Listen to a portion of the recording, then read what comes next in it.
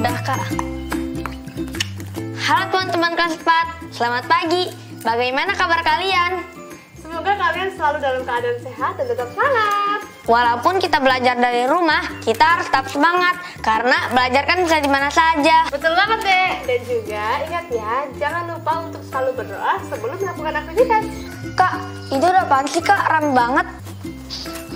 Oh iya deh, itu tadi katanya di sana ada tanah longsor. Oh, tanah longsor, Kak.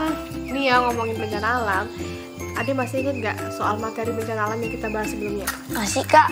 Nah, sekarang nih ya, kakak mau beri beberapa pertanyaan buat kamu dan juga adik-adik yang di rumah. 1. Adakah titik kumpul ketika terjadi bencana di dekat tempat tinggal kamu? 2. Di manakah itu?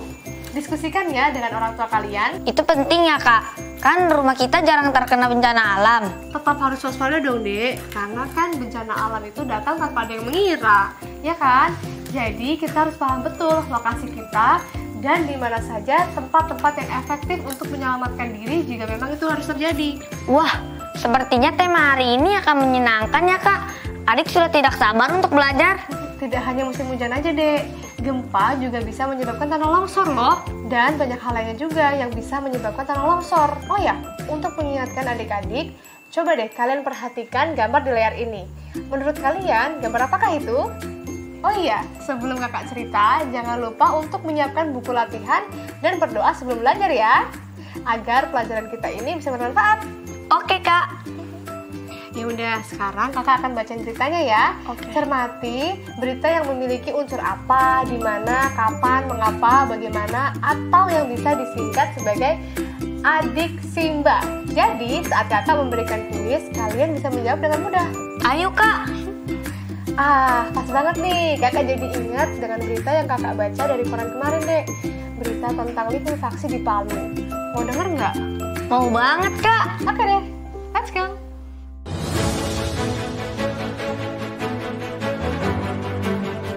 Gempa bumi kembali mengguncang Palu, Sulawesi Tengah pada tanggal 28 September 2018 dengan kekuatan magnitudo sebesar M7,4.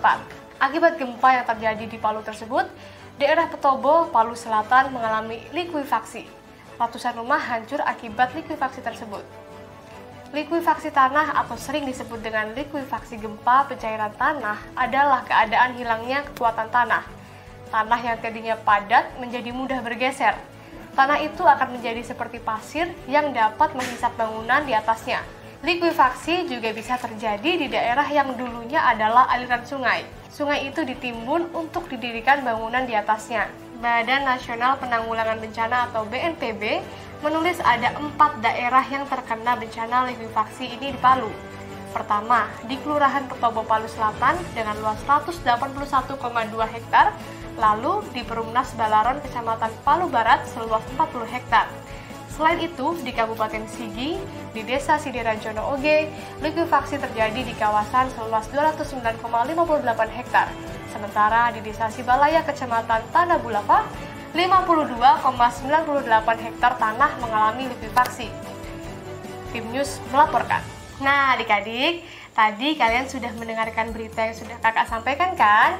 Gimana? Likuifaksi terdengar sangat menyeramkan bukan? Nah, sekarang kakak akan menampilkan berita tadi di layar dan kalian pelajari lagi ya. Karena setelah ini kakak akan memberikan kalian pertanyaan menggunakan kata tanya adik Simba. Adik Simba itu apa, di mana, kapan, siapa, mengapa, dan bagaimana.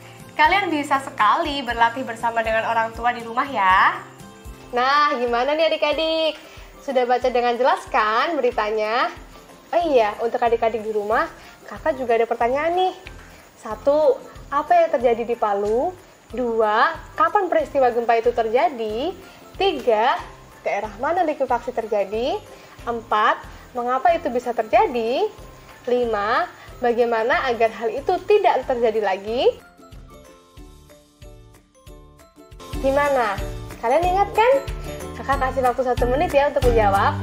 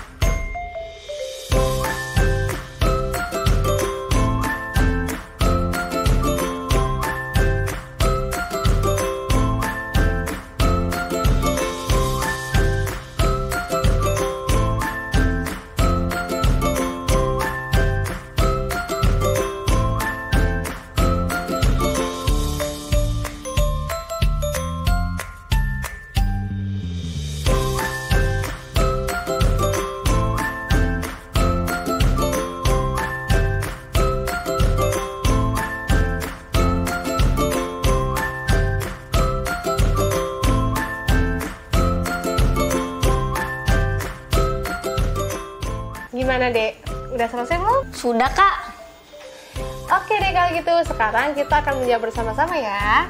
Jadi, apa yang terjadi di Palu? Jawabannya adalah gempa bumi. Gimana, Dek? Yeay, bener, Kak.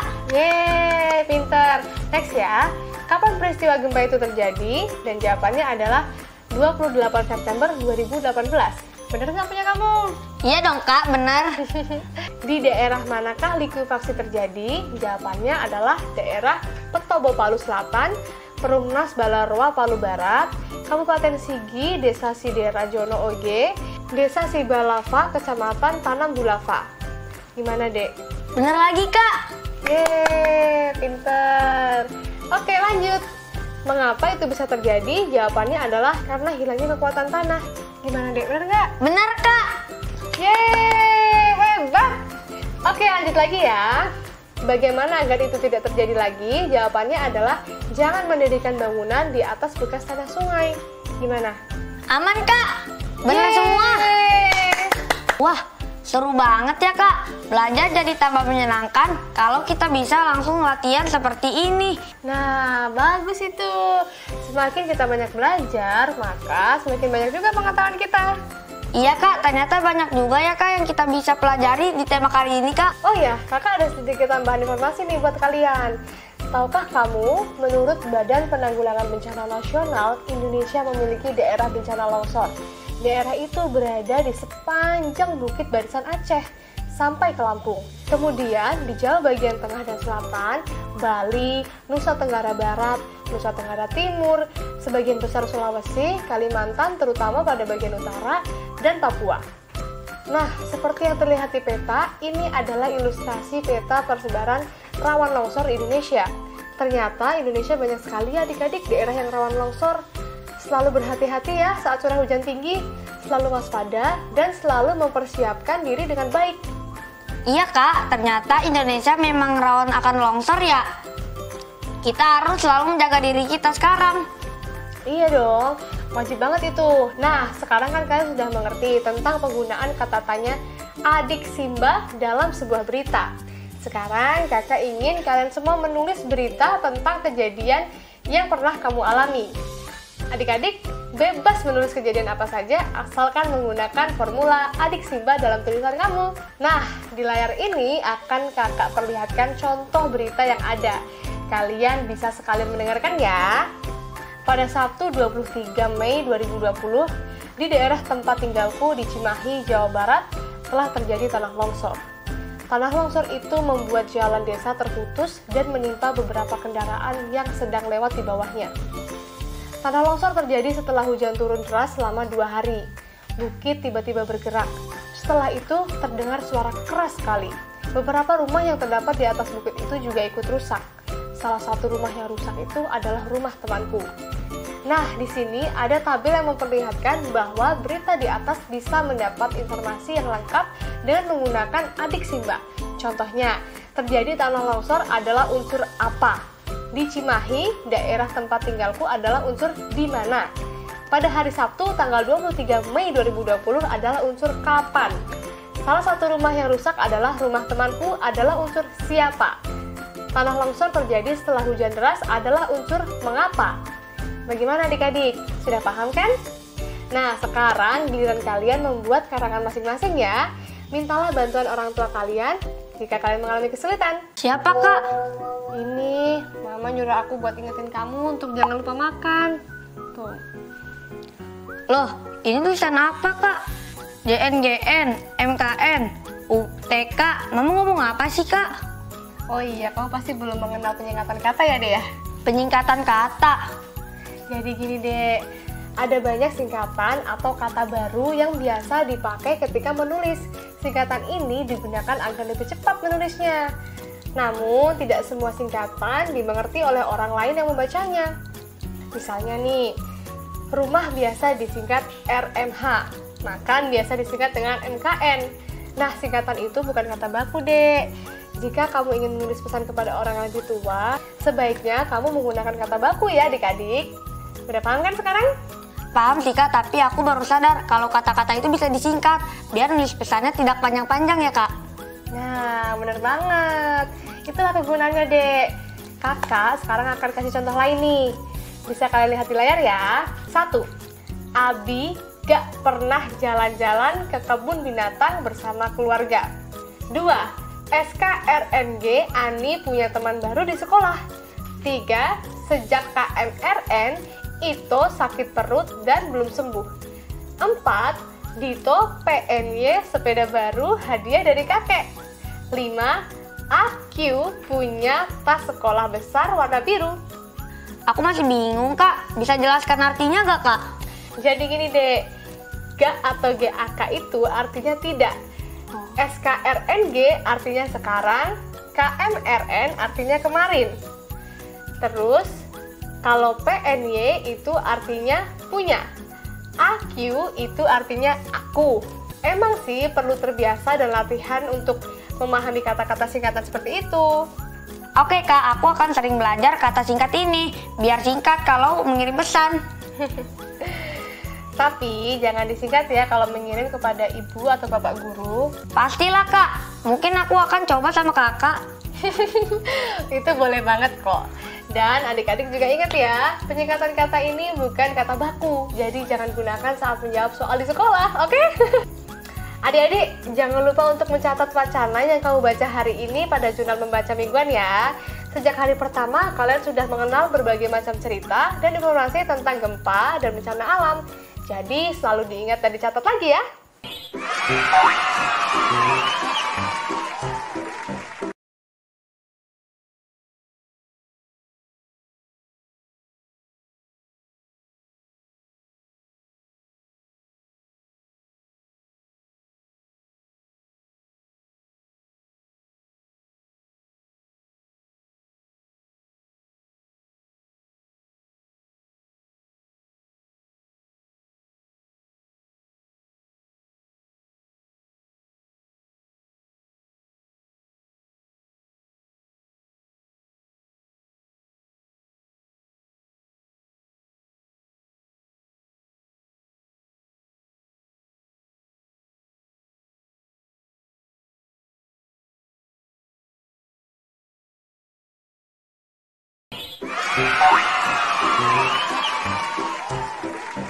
Halo adik-adik, kembali lagi bersama kami di sini. Oh ya, kakak ada kuis nih buat kalian. Wah, kuis apa, Kak? Iya deh, jadi nih ya, coba kalian perhatikan di layar. Jangan lupa tetap fokus. Nah, ini dia pertanyaannya. Jika segitiga ditambah segitiga sama dengan 4, lingkaran ditambah persegi sama dengan 8, segitiga ditambah lingkaran sama dengan 5, persegi ditambah belah ketupat sama dengan 9, maka A. Berapa nilai segitiga ditambah lingkaran ditambah segi 4? B. Berapa nilai lingkaran ditambah persegi ditambah belah ketupat? C. Berapa nilai segitiga ditambah lingkaran ditambah persegi ditambah belah ketupat? Nah, sekarang kakak jelaskan ya mengapa bisa begitu. Jadi, ketika segitiga ditambah segitiga menjadi 4, logikanya berapa ditambah berapa untuk menghasilkan 4? Yap, 2 ditambah 2 akan menghasilkan 4 pastinya. Karena sama-sama segitiga, maka jumlahnya pun sama. Setelah kita tahu segitiga adalah 2, maka kita cari yang penjumlahannya ada segitiga. Nah, ada segitiga ditambah lingkaran sama dengan 5. 2 ditambah berapa untuk menghasilkan 5? Yap, sekarang kita tahu bahwa segitiga bernilai 2 dan lingkaran bernilai 3. Lanjut, ada lingkaran ditambah persegi sama dengan 8. Nah, 3 ditambah berapa sama dengan 8? Yap, benar banget, ditambah 5. Berarti persegi bernilai 5. Yang terakhir nih, persegi ditambah belah ketupat sama dengan 9. Jadi 5 ditambah berapa supaya hasilnya 9? Ya, tentunya ditambah 4. Jadi sekarang kita punya segitiga bernilai 2, lingkaran bernilai 3, persegi bernilai 5, dan belah ketupat bernilai 4. Sekarang kita akan membahas latihan yang ada berdasarkan logika menghitung di atas. Jadi jika A, segitiga ditambah lingkaran ditambah persegi sama dengan, maka bisa terbilang 2 ditambah 3 ditambah 5 sama dengan 10. B, lingkaran ditambah persegi ditambah belah ketupat sama dengan.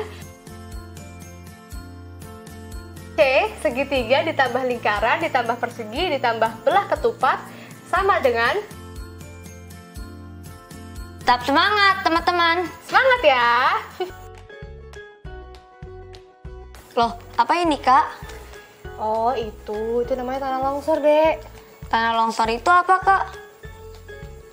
Nah, kakak jadi inget nih, tadi di desa sebelah kan juga terjadi tanah longsor tuh, Dek. Nah, banyak daerah yang rawan tanah longsor, Dek. Coba deh, adik-adik yang di rumah perhatikan layar ya. Jadi, tanah longsor adalah perpindahan material yang bergerak ke bawah atau keluar lereng. Pergeseran tanah ini biasanya disebabkan oleh hujan, lereng yang terjal, tanah yang kurang padat, batuan yang kurang kuat, getaran, erosi, atau pengikisan tanah yang disebabkan air dan penggundulan hutan. Nah, kakak ada tips nih buat adik-adik yang di rumah juga. Beberapa cara yang dapat kita lakukan untuk mencegah bencana tanah longsor. Di antaranya, jangan menebang pohon di bawah lereng. Kemudian, jangan membangun rumah di bawah tebing. Lalu, jangan juga membangun rumah di tepi lereng yang terjal. Dan jangan mendirikan rumah di tepi sungai. Wah, tipsnya banyak juga ya Kak. Iya dong, Dek. Pada dasarnya, apabila kamu tinggal di sekitar daerah yang rawan longsor, waspadalah ketika hujan lebat terjadi. Ada 6 kategori intensitas curah hujan yang dimodifikasi oleh BMKG sebagai berikut. Perhatikan tabel di layar ya. Nah, ini adalah jawabannya. Curah hujan 0, maka kategori berawan. Curah hujan 1-20, maka kategori hujan ringan. Curah hujan 21-50, maka kategori hujan sedang. Curah hujan 51-100, maka kategori hujan lebat. Curah hujan 101-150, maka kategori hujan sangat lebat. Curah hujan lebih dari 151, maka kategori hujan ekstrim. Misalnya, berdasarkan berita dari BMKG, diketahui intensitas hujan yang terjadi di suatu daerah adalah 79,8 mm, maka kita dapat bulatkan curah hujan tersebut menjadi 80 mm. Kategori hujan tersebut adalah hujan lebat. Oh, seperti materi hari kemarin ya Kak? Iya, betul banget. Itu termasuk pelajaran membulatkan angka. Masih ingat dong, Dek? Masih lah Kak. Dan adik-adik di rumah juga pastinya masih ingat kan? Selalu latihan ya adik-adik? Iya dong Kak, pasti. Oh ya, kita juga perlu loh senantiasa mendengarkan informasi terkini dari sumber yang terpercaya. Misalnya pemerintah dan berita nasional. Selain itu, jangan mudah terprovokasi dengan berita yang tidak dapat dipertanggungjawabkan kebenarannya.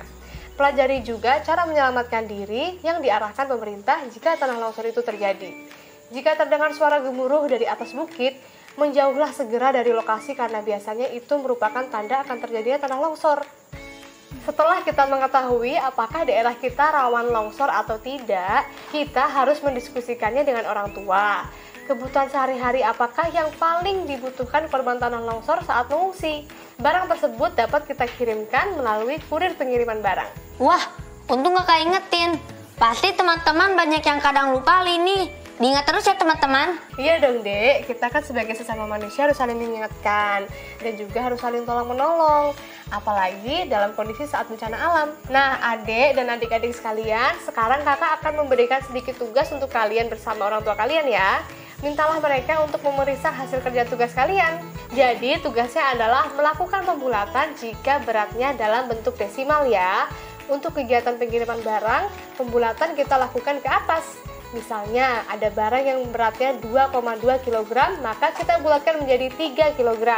Jika kita mengirim barang melalui ekspedisi, maka jangan heran kalau barangnya dianggap lebih berat karena dilakukan pembulatan ke atas. Kamu bisa menambahkan barang lain juga loh yang kira-kira akan diperlukan korban tanah longsor. Kira-kira apa aja tuh? Sekarang perhatikan tabel di layar ya. Oke, Kak.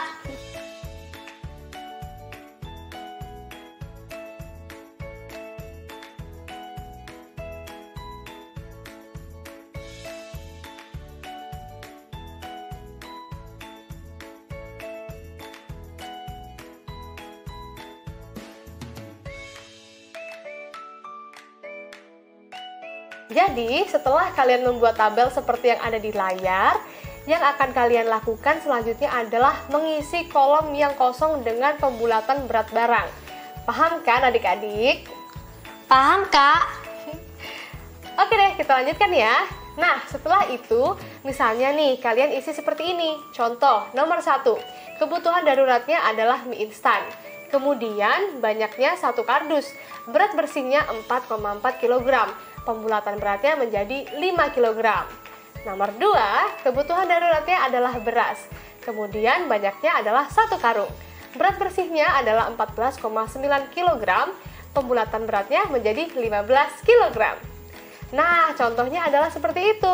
Sekarang kalian jawablah tabel seperti pada di layar ya. Wah, setelah ini kita akan lebih memahami kebutuhan korban longsor ya. Kita jadi akan lebih peka nantinya dan mampu berpikir cepat bagaimana cara kita menyelamatkan diri jika terjadi longsor di daerah kita. Iya, Kak. Adik juga merasa terbantu dengan tabel ini. Aku jadi bisa memilih kebutuhan darurat saat terjadi tanah longsor. Iya dong, kita kan harus pintar memilah-milah saat kondisi darurat. Setelah mempelajari semua materi, jangan lupa untuk menuliskan kembali ya apa saja yang kalian pelajari hari ini di buku catatan kalian. Hari ini kita sudah belajar tentang penjelasan kalimat pertanyaan adik Simbah, memahami pemakaian kalimat pertanyaan adik Simbah, pengenalan penyingkatan kata, memahami tabel intensitas curah hujan BMKG, menjawab pertanyaan sesuai tabel dengan pembulatan angka desimal, memberikan kategori intensitas curah hujan yang tercantum di tabel. Jika mengalami kesulitan dalam menghafal atau memahami materi, mintalah bantuan dari anggota keluargamu untuk membantumu belajar. Tetap semangat belajar dan tingkatkan ilmu. Tetap semangat ya. Terima kasih adik-adik yang sudah bergabung belajar bersama kami. Tetap jaga kesehatan kalian dan jangan lupa membantu orang tua ya. Sampai jumpa lagi besok. Dadah!